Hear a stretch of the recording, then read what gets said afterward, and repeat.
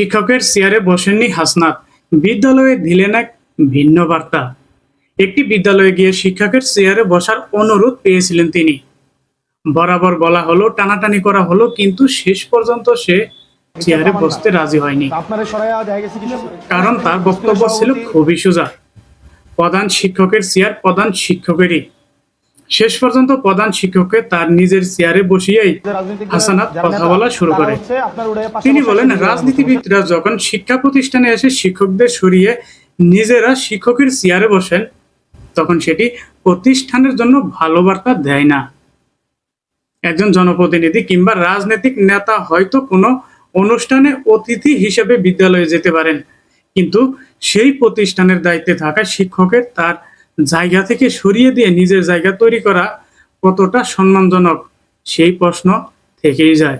হাসনাতের এই আচরণের সবচেয়ে গুরুত্বপূর্ণ যে বার্তাটি পাওয়া যায় তা হলো, শিক্ষা প্রতিষ্ঠানের শিক্ষকের মর্যাদা সবার আগে।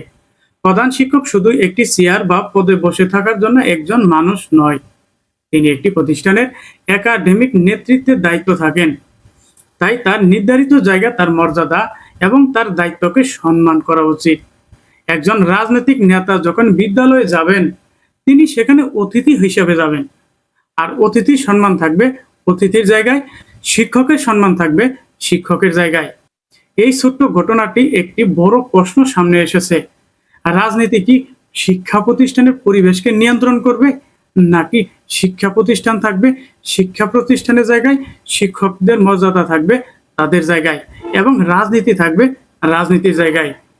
এই ধরনের আরেকটি ঘটনাও আলোচনায় এসেছে।